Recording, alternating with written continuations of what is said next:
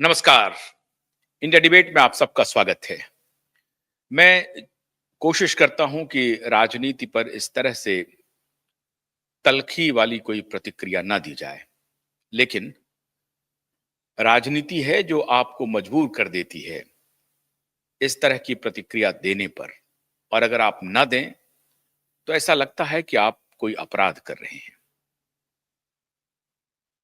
कुंभ की सफलता और असफलता, इस पर बड़े सारे विवेचक काम कर रहे हैं, उसकी विवेचना की जा रही है। सच्चाई यह है कि अभी तक कुंभ में 35 करोड़ से अधिक श्रद्धालु संगम घाट पर डुबकी लगा चुके हैं, स्नान कर चुके हैं, कुंभ मेले का आनंद ले चुके हैं और अपने अपने घर लौट चुके हैं।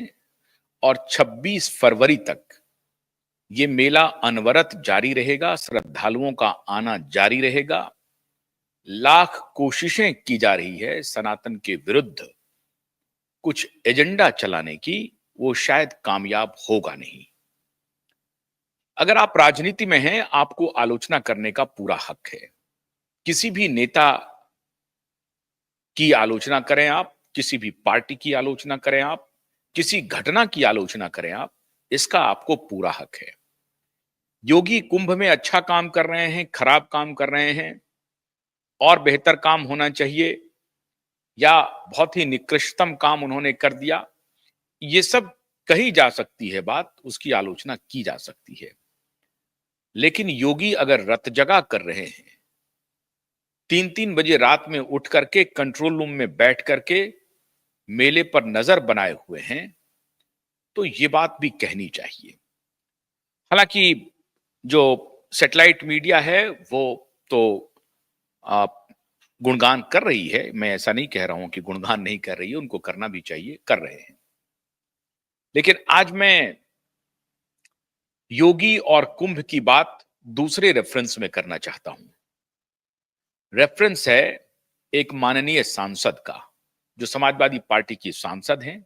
एक ऐसी सांसद जो देश के किसी भी ज्वलंत मुद्दे पर बहुत फौरी तरीके से अपनी प्रतिक्रिया व्यक्त करती हैं, फौरन व्यक्त करती हैं, बिना किसी झिझक के करती हैं और बड़ा बिना लाग लपेट के करती हैं।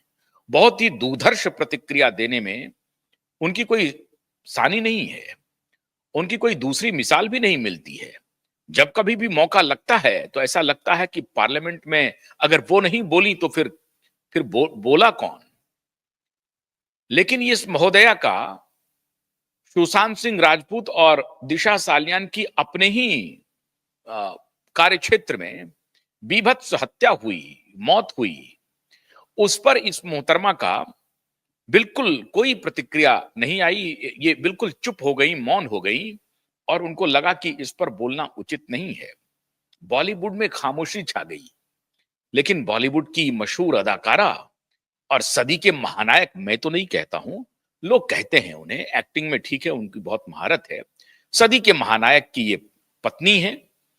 पिछले दिनों एक जिम्मेदार लोकसभा के न सिर्फ सांसद बल्कि राज्यसभा के उपसभापति धनखड़ साहब ने इनका नाम जया अमिताभ बच्चन ले लिया तो आग बबूला हो गई। उन्होंने कहा कि आपने अमिताभ जी का नाम इसमें क्यों घसीटा? भाई, एफिडेविट में आपने अपना पूरा नाम जया अमिताभ बच्चन लिखा है, तो अगर उन्होंने जया अमिताभ बच्चन कह दिया तो क्या बात हुई? तो उस पर इनको, ये लोग चाहते हैं कि हम कोई विशेष हैं और हमें विशेष मान करके हमारे सम्मान में, हमारे शान शौकत में दुनिया उसी तरह से व्यवहार करती रहे। अरे साहब, आप नाटक करते हैं, गाते हैं, बजाते हैं, उसको लेकर के लोग आपको पैसे देते हैं और यही आपकी पॉपुलैरिटी है, इसके अलावा कोई कद नहीं है आपकी। लेकिन साहब, आज इसकी मैं चर्चा नहीं कर रहा हूं। चर्चा कर रहा हूं कि जया बच्चन ने जो अपराध किया है, उस अपराध पर क्या ये देश संज्ञान लेगा?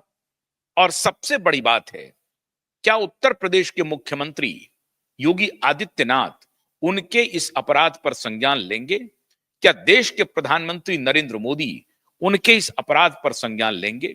क्या देश के गृह मंत्री अमित शाह जी उनके इस अपराध पर संज्ञान लेंगे? अपराध है क्या?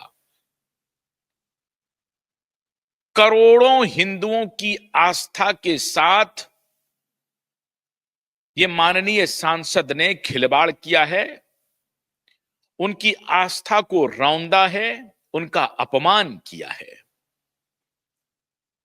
इन्होंने कहा कि महाकुंभ में जो भगदड़ मची है उसमें सैकड़ों मौतें हुई हैं और लाशों को, मौतों की आंकड़े को छिपाने के लिए लाशों को गंगा में प्रवाहित कर दिया गया और उन लाशों के प्रवाह करने से वाटर कंटेमिनेटेड हो गया। ये अंग्रेजी की शब्दावली प्रयोग करने वाली ये जो अंग्रेजी था, मैं तो इन्हें अभी और कहने वाला हूं, गजवाए हिंद के समर्थक हैं। ये गजवाए हिंद वाले उनके समर्थक रहे हैं, तो वो ये कह रही हैं कि कंटेमिनेटेड वाटर हो गया क्योंकि लाशों को प्रवाहित किया गया आंकड़े छुपाने के लिए। सबसे बड़ी बात है कि ये बात जया बच्चन किस आधार पर कह रही हैं और अगर इनके पास आधार है तो उसकी पुष्टि करें। क्या इन्होंने गंगा में तैरते लाशों को देखा है? क्या क्या कुंभ मेले के स्थान पर लाशों को प्रवाहित किया गया है?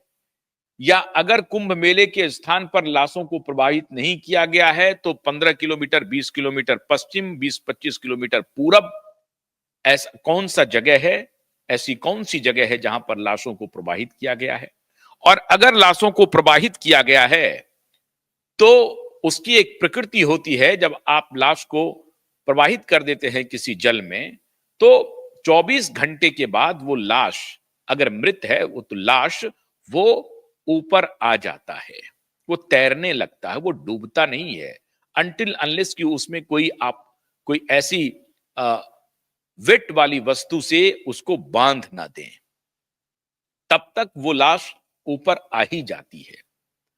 तो क्या कुंभ में करोड़ों लोग आए हैं, सैकड़ों हजारों कैमरे हैं, हजारों की संख्या में देश भर के पत्रकार हैं, सैकड़ों की संख्या में नहीं, हजारों की संख्या में यूट्यूबर्स हैं, सोशल मीडिया के जर्नलिस्ट हैं। इतने सारे जर्नलिस्ट की निगाह में एक भी लाश तैरती हुई दिखाई नहीं पड़ी अभी तक। और अगर ये लाश तैरती हुई दिखाई पड़ती तो क्या मीडिया से बच जाती? अगर मान लीजिए कि गोदी मीडिया नहीं दिखाती इनके हिसाब से, तो क्या सोशल मीडिया पर इनका नियंत्रण है कि सोशल मीडिया पर वो लाशें नहीं दिखती? क्या ये जो लेफ्ट लिबरल लॉबी है जिनको कि सनातन से ऐसे ही बैर है, तो कुंभ के खिलाफ तो ये मोर्चा खोल दिए होते कि वहां लाशें तैर रही हैं। मल्लिकार्जुन खड़गे ने पार्लियामेंट में बयान दिया हजारों की मौत हुई है, जिस पर टिप्पणी हुई तो उन्होंने कहा कि अगर हजारों की मौत नहीं हुई तो सही आंकड़ा बताइए। सही आंकड़ा बताने के लिए आप सरकार पर दबाव डाल सकते हैं, लेकिन उसकी एक मर्यादा होती है। आप मर्यादा में रह करके कोई भी लांछन आप लगा सकते हैं, उसके लिए शब्दों का चयन बहुत महत्वपूर्ण है। आप हमेशा ध्यान रखिए, राजनीति में प्रतिपक्ष होता है, विपक्ष नहीं होता है। और अटल बिहारी वाजपेयी इस शब्द का प्रयोग करते थे, प्रतिपक्ष।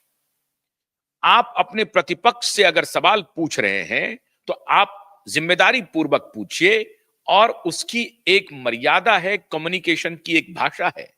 आप कह सकते थे कि कितनी मौतें हुई हैं, ये बात सही सही सरकार को बतानी चाहिए और जिनकी मृत्यु हुई है महाकुंभ में भगदड़ के दौरान, उनके परिवार को उचित मुआवजा मिलना चाहिए और उनके साथ सरकार को खड़े होना चाहिए। ये मांग आपकी जायज है।